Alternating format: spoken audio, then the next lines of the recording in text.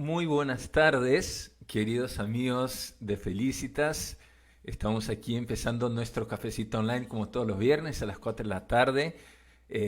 Buenas tardes también probablemente a los amigos de Percy, mi amigo que se vayan a conectar, su esposa Marta. Te pido un ratito permiso, Percy, para presentar el programa porque a veces hay gente que se conecta por primera vez, probablemente algunos ahí en Piura.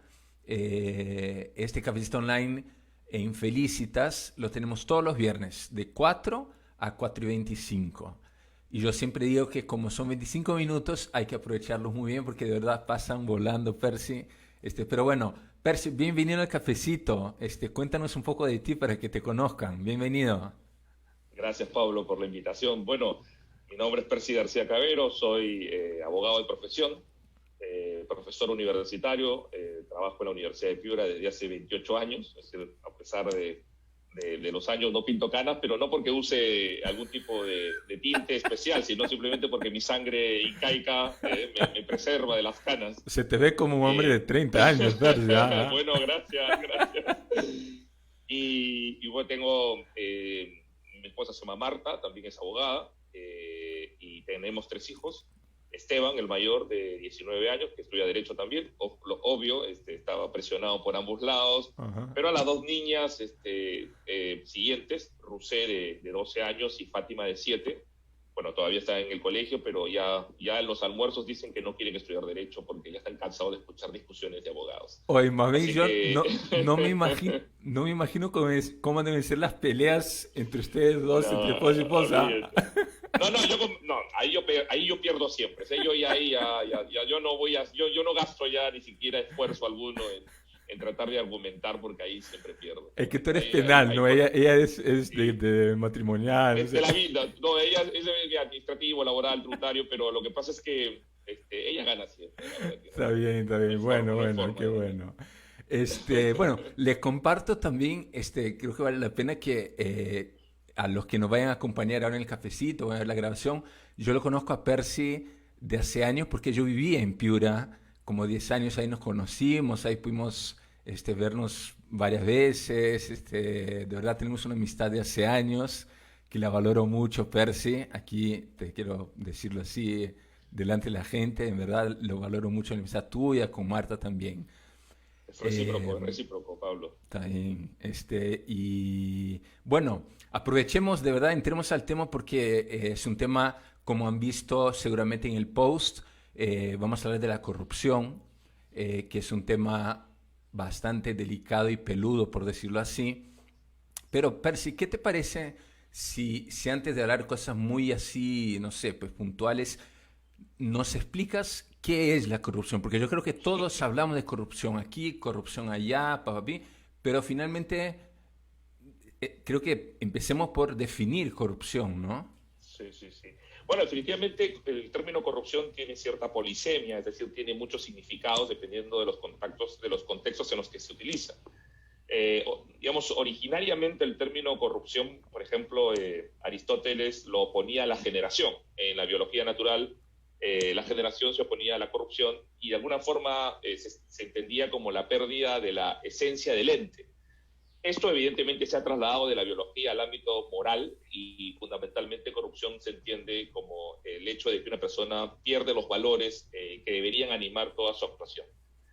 Pero definitivamente este término sigue siendo aún bastante genérico, ¿no? Y quizás el problema de la corrupción que nos aqueja está mucho más centralizado en la corrupción de personas que tienen alguna posición de decisión. Es decir, aquellas personas a las que se le confía la administración de determinado ámbito o aspecto social con una cierta capacidad de decisión y lo que hacen es condicionar sus decisiones no a los principios o a las normas que deberían regir ese sector, sino más bien al pago de algún tipo de beneficio externo. Entonces, ahí claramente calza digamos, la primera idea que nos viene a la cabeza cuando hablamos de corrupción, que es el típico funcionario público, que en lugar de decidir en función por ejemplo, lo que dice la ley o lo que dicen los reglamentos, deciden en función de si una persona, un administrador, decide pagarles algún tipo de soborno, ¿no? Entonces, ese es un aspecto muy concreto de la corrupción Okay. y creo que cuando tratamos de hablar y decir el gran problema del Perú es la corrupción. Sí, pero ¿a qué nos referimos? ¿A la corrupción moral, a la corrupción política, a la corrupción del funcionario público? Y nos vamos a dar cuenta que la corrupción es un tema, digamos, es un tema mucho más amplio de lo que a veces creemos, ¿no?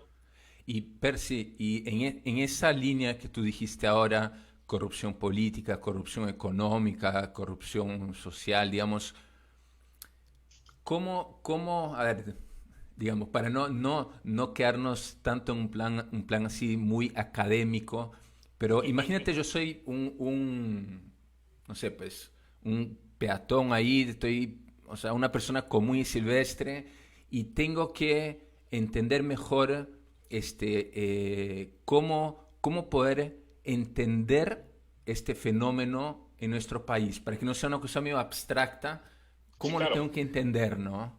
Vamos a ver, el hecho de ocupar una determinada posición social, un rol social, implica un conjunto de obligaciones y de parámetros de comportamiento. Ok, Si yo tengo que ser funcionario público, tengo que ajustarme a lo que dice la ley, a lo que dicen los reglamentos administrativos, a lo que dice el código de ética de funcionario público.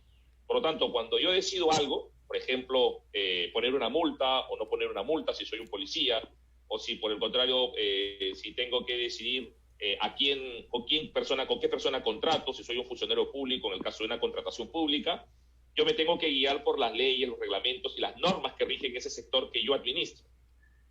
Si yo, por el contrario, no tomo la decisión con base en la ley, con base en los códigos, en los reglamentos o en los principios que rigen ese ámbito de actuación que administro, sino a cambio de algún pago, de un soborno, de una coima, de una cantidad de dinero, por ejemplo, entonces estoy cayendo en lo que se conoce como corrupción. Y el ya. problema es que a veces, normalmente este ámbito se centra en la actividad del funcionario público. Parece que muchos creen que la corrupción es una patología exclusiva de los funcionarios públicos, pero no es así. También en el ámbito privado se pueden presentar supuestos de corrupción. Por ejemplo, cuando al gerente de una empresa viene un proveedor y le dice, ¿sabes qué? Si tú me compras a mí los insumos que tú necesitas para producir, yo te voy a dar un pasaje a Miami para ti y para tu esposa. Eso es corrupción, no pública, porque no es un funcionario público, es un gerente de una empresa, pero es corrupción porque el gerente, en lugar de comprar al proveedor que le ofrece mejor producto en calidad o precio, está adquiriendo los productos a un proveedor que le ofrece pagar un beneficio, que en este caso es un viaje todo pagado, con vacuna incluida a Miami para él y su mujer. Entonces eso es de alguna forma la corrupción, y también nos preserva de que muchas personas creen que la corrupción es toda la cosa que no funciona bien en el Estado de corrupción. No es eso. O sea, el problema del Estado es un problema mucho más grande y evidentemente pues, necesita un diagnóstico mucho más preciso y complejo.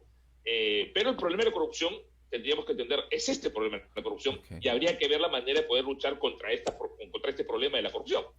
Ya, entonces, a ver, si estoy entendiendo, entonces, desde un policía que yo le digo al policía, ¿no? Ya cada uno, ¿no? Que no me cobra la multa porque yo le doy una coima, o se me viene a la cabeza también a veces que viene, no sé, pues viene alguien del servicio de agua, ¿no? Y te va a poner una multa porque no pagaste y tú dices no y le das, ¿no? Para que no te corte el agua, ¿no? Hasta el alcalde, hasta el gobernador regional, etcétera, ¿no? Pero me parece interesante lo que tú dijiste, dos cosas, ¿no, Percy? Una, que se da en el ámbito privado, primero, También. porque uno solo piensa en lo público, ¿no? Exacto. Y lo segundo que me dijiste también, que nos dijiste, que todos los problemas del Perú no son solamente la corrupción.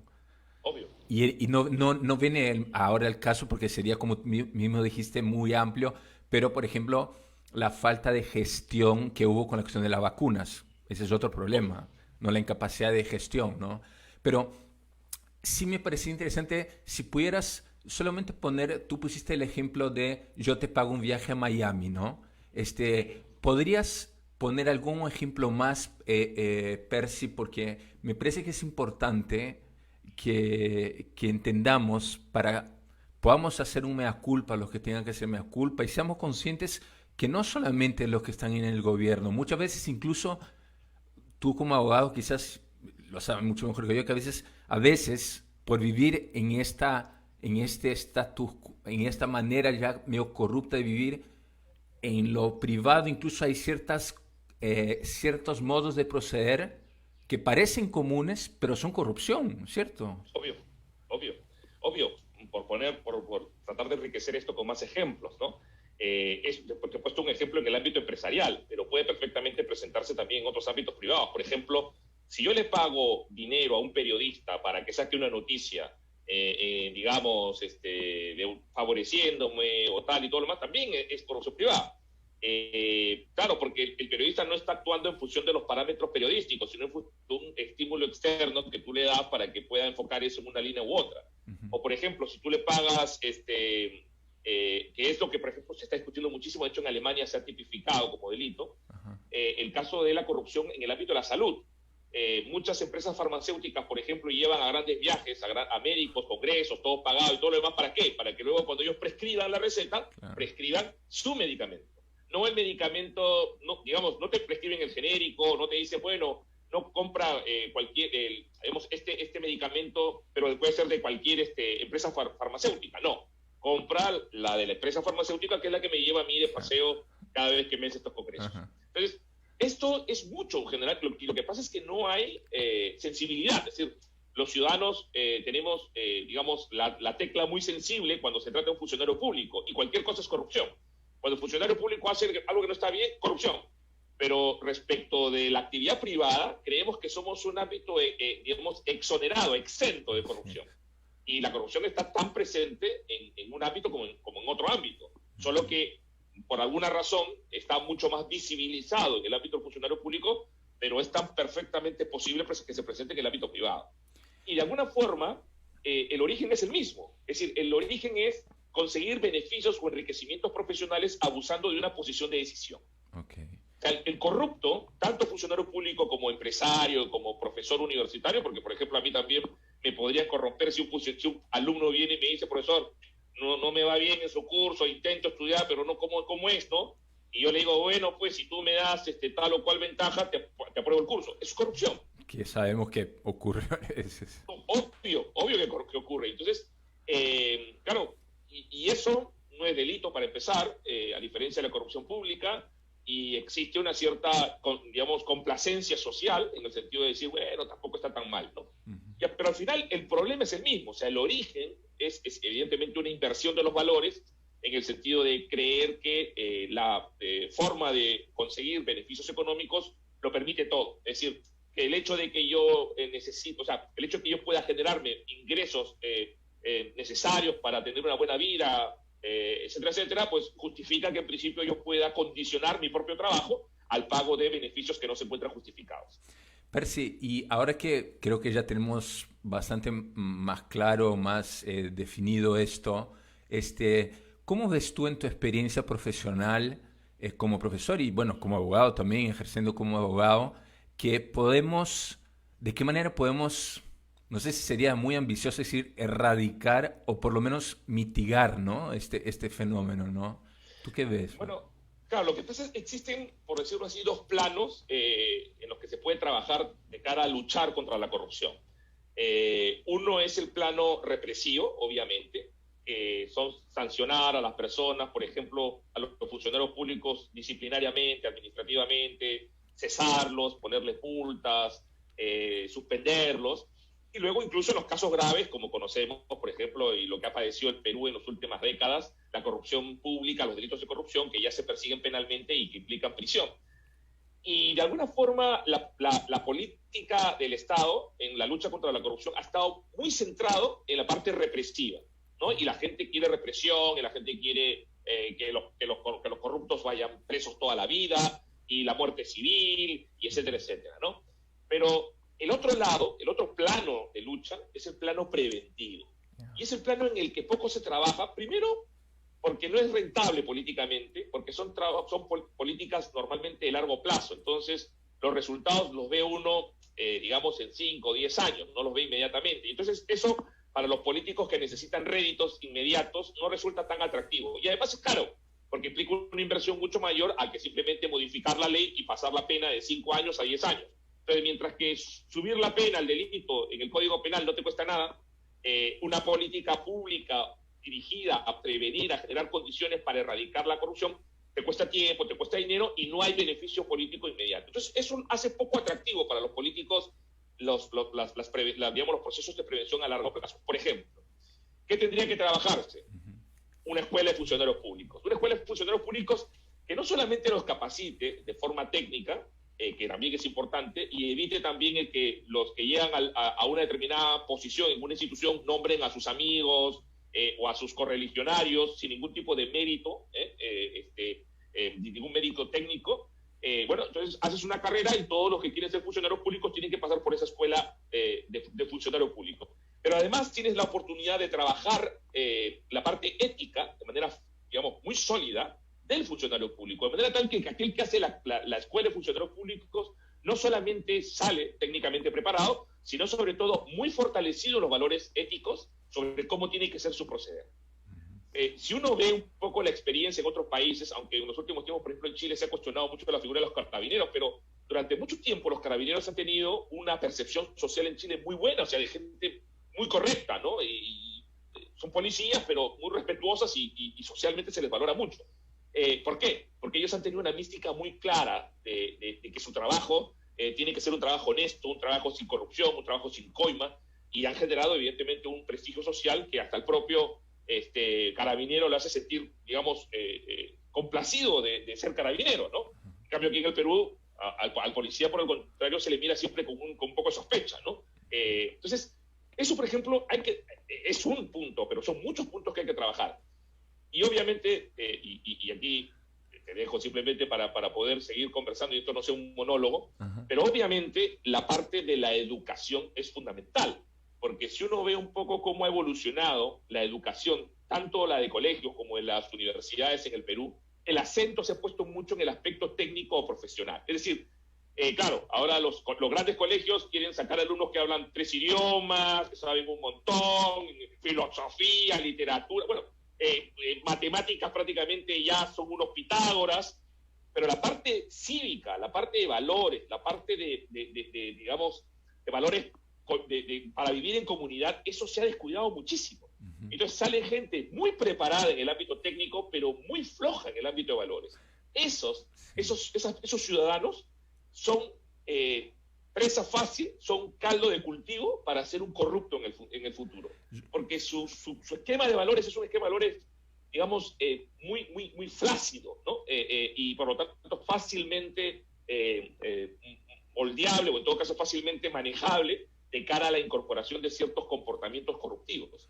Yo justo, de verdad me sacaste la palabra de la punta de mi lengua, porque yo quería tocar este tema de la educación, pero ya que ya más o menos lo tocaste, aunque lo quiero profundizar un poquito, lo voy a relacionar un poquito y creo que es interesante con el tema de la familia, ¿no? Porque sabemos que si bien en las escuelas, en las universidades, están para la educación, sabemos que el lugar por excelencia y el lugar y quien tiene el protagonismo tienen que ser los padres, o sea, la familia.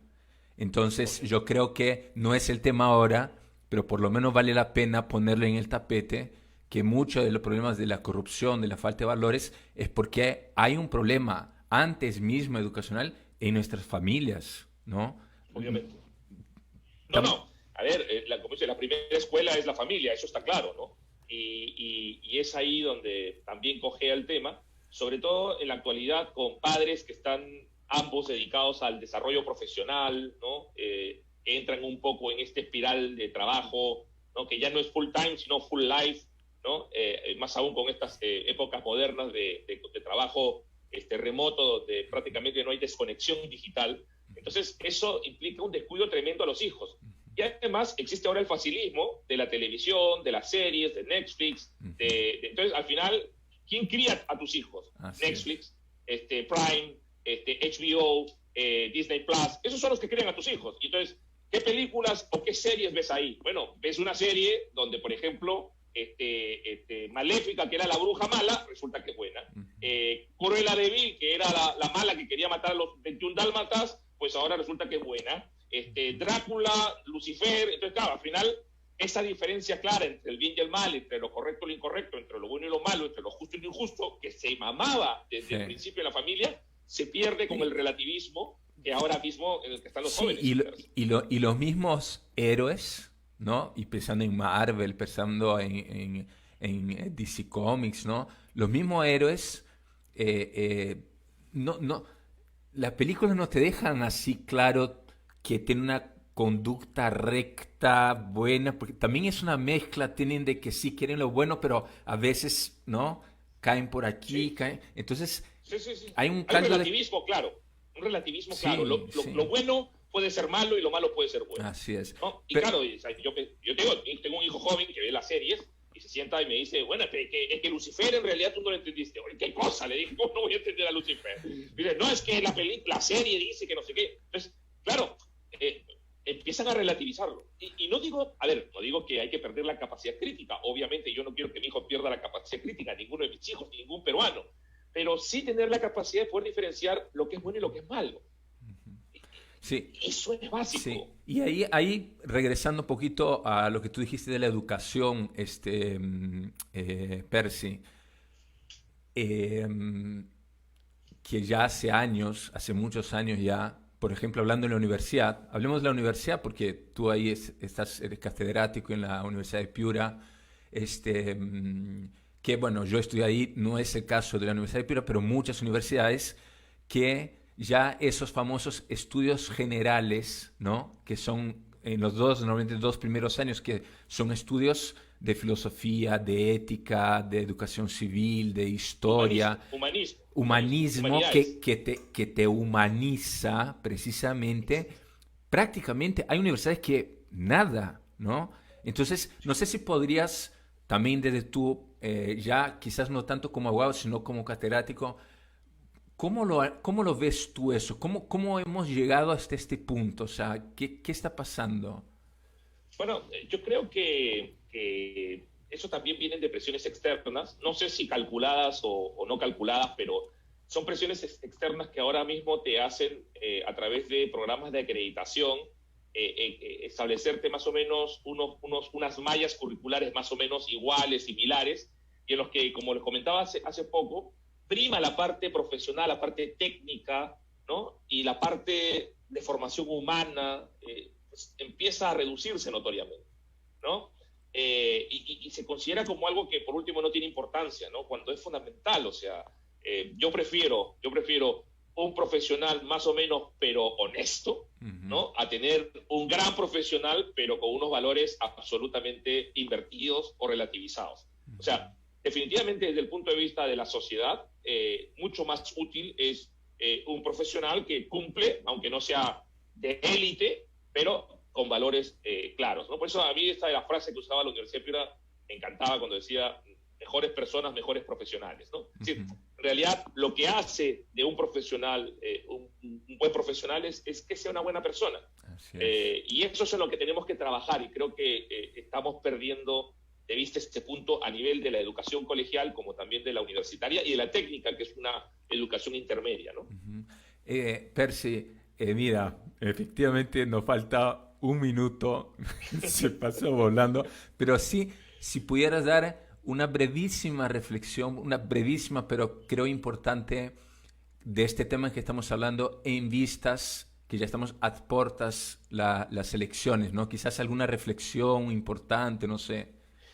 Sí, bueno, yo creo que la reflexión es, si nosotros queremos un cambio en el Perú, en nuestro país, no dejemos esa tarea a los políticos, sino que nosotros mismos tenemos que emprenderla. Es decir, somos nosotros en nuestro día a día, en nuestro trabajo, desde que nos levantamos hasta que oscurece y vamos a dormir, los que tenemos que trabajar por nuestro país, haciendo bien nuestro trabajo, formándonos nosotros, dándonos a los demás, dándonos a nuestros hijos, inculcándole valores. Esa es la única forma, no hay otra fórmula, no hay una fórmula distinta, no vamos a elegir el candidato que nos va a arreglar el país solo, no lo va a poder hacer. Esa es una tarea de todos en la que todos tenemos que estar comprometidos. Así que, nada, hay que trabajar duro en eso y no perder la fe. Está bien, pero yo solamente para leer aquí, nos escribe Marta Palma de São Paulo, que hay que generar una conciencia social desde la familia y el colegio, ¿no? Debe haber un cambio de mentalidad a nivel nacional. Silvia Cusquén dice que excelente, Marta Palma de nuevo muy bueno, Patricia Llanos Puente, totalmente de acuerdo, doctor Percy, creo que debe ser alguien que te conoce a ti. Este, y Patricia Llanos también, que nos hemos vuelto muy materialistas, los valores de la humanidad ya no existen, pero bueno, eh, infelizmente, Percy, hemos terminado. Pero mira, no sabes qué gusto. Yo les decía a los que nos están escuchando ahora, estamos compartiendo un poquito antes la alegría de reencontrarnos porque hace años que no nos veíamos, por lo menos así, de esta manera. Así que, Percy, muchas gracias. Saludos a Marta y gracias de verdad por Gracias. estar aquí con nosotros. ¿Ah? No, Pablo, el agradecido soy yo. Un fuerte abrazo y sigue adelante con este emprendimiento que es muy bueno y positivo para todos nosotros.